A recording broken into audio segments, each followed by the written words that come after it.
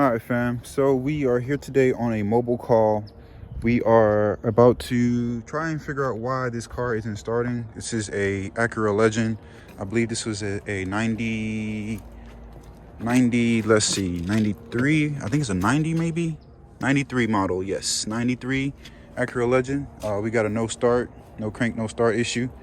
So looks like he's been taking pretty good care of this car. It looks really clean under the hood. Cold air intake, brand new battery looks like. A few little old leaks here on the valve cover.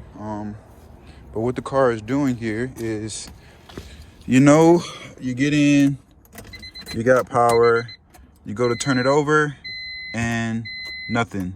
You just hear the relays clicking, and that's about it. So I think it's going to be the starter.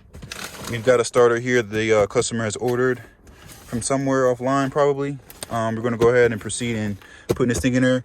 This is what I'm thinking that the issue may be, just by looking at it first glance. But what we'll end up doing is probably getting up under here, finding the starter, and then trying to jump start it manually, and then that should give us confirmation as to if it's the starter or not.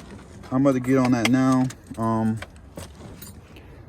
Based on the literature on fixing this car, it looks like the starter should be somewhere underneath the bottom. I want to say here on the passenger side. I know that we have to take the wheel off, get it jacked up, take the wheel off, possibly remove one of the CV axles, and then also a portion of the exhaust. So pretty in-depth job for a starter, but nonetheless, we are going to get into it. So let's do it.